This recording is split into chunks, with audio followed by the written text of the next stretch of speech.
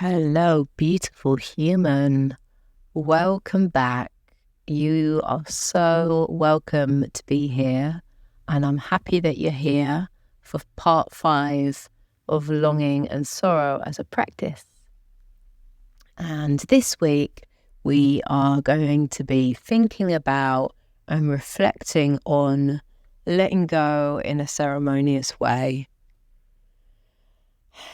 And sometimes it's appropriate for us to feel our emotions, and all of our emotions, the so-called good ones, the ones that are more challenging, and that's fine. And we're really been working on that over the last few weeks.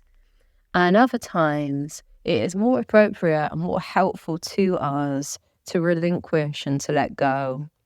And so the tree is a really beautiful metaphor in this relinquishing, in this letting go. And when autumn comes, and there's so many beautiful colours everywhere, and really these colours are a reminder of the tree's ability to relinquish and to let go.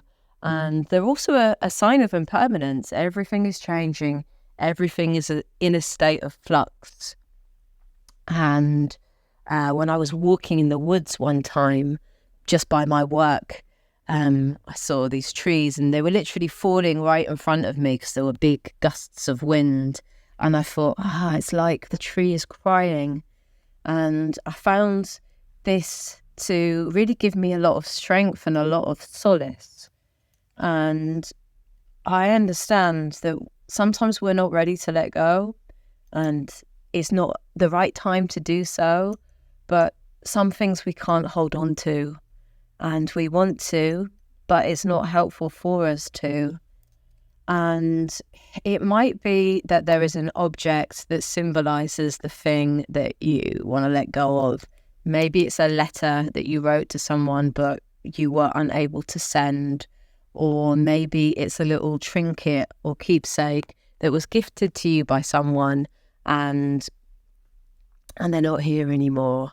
Or maybe you've just been really deep in the trenches of your grief or your sorrow or your longing, as we all are. We are all in the trenches from time to time, but we don't want to live there. And so it might be that you are thinking it is appropriate for you to let go symbolically. And there are different ways, of course, that we can do this. And we spoke about the candle and the lighting the candle for that which is too heavy to carry. And a bigger version of the candle is a real fire. And if you've got access to one, burning stuff, writing things down, burning them, letting them go can be a really powerful act. I would also say, if that isn't accessible to you, because it isn't for everybody and it is a lot of effort, you could bury something as well. So if you have things, objects, inanimate objects that you've been carrying around that symbolize to you a period of loss or a longing for something that has not yet materialized, you might literally give it and gift it back to the earth.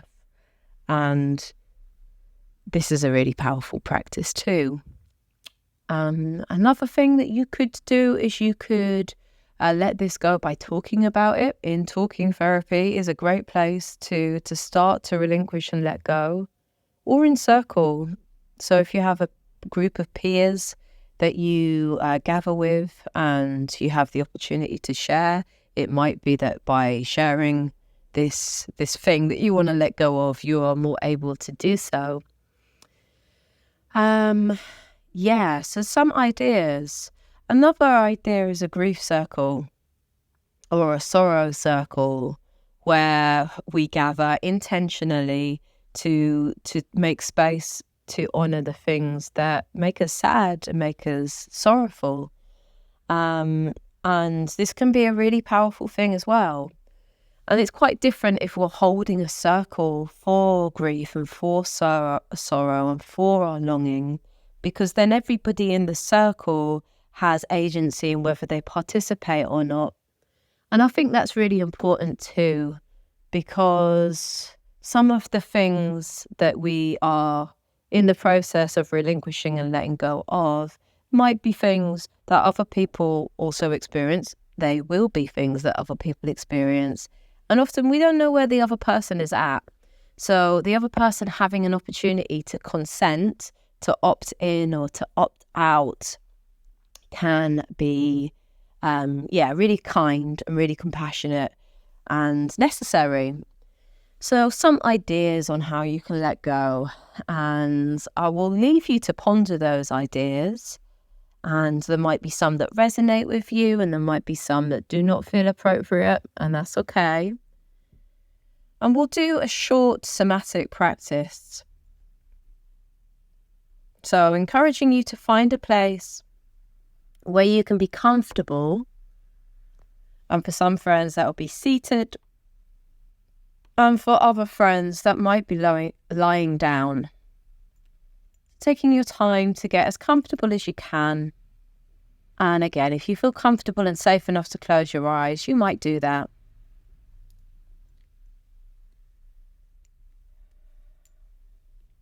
And then the invitation again is to allow space in your body to feel.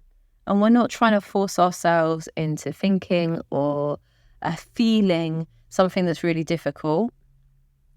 But we want there to be space for whatever is there to be there with a little bit more ease. And so invitation to notice the breath that's already here.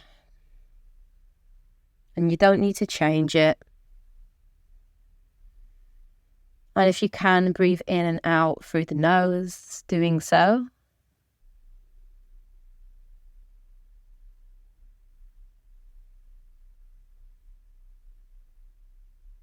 And letting the breath become a little bit deeper without exaggerating it or forcing it.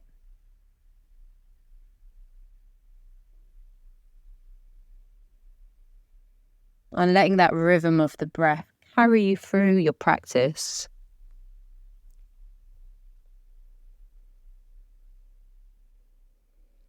And then the next time that you take a breath in, silently repeating, let. And as you exhale, silently repeating, go. Let go. Let go. Let it go. Let go. And then the next time that you exhale, go. Let go of let go. And the invitation is to bring a hand onto your heart and a hand onto your belly, if that feels appropriate for you.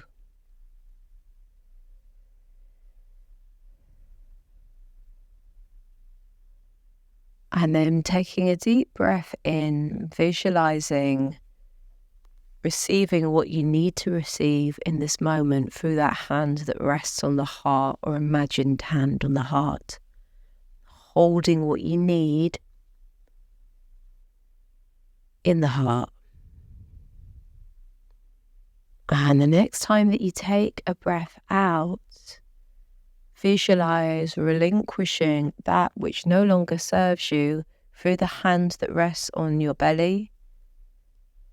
Visualize yourself giving it back through the palm of the hand, the tissues of the body, and eventually back to the earth. The earth will know what to do with it. They will transmute it into something beautiful or useful or necessary.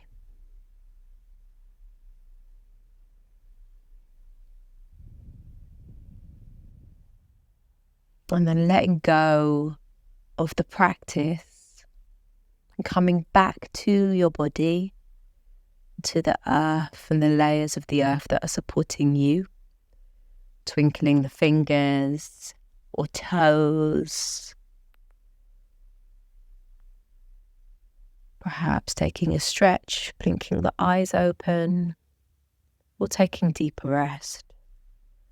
Thank you so much, beautiful human, for joining me. It's such a privilege and an honour to share this time with you, wherever you are, whoever you are.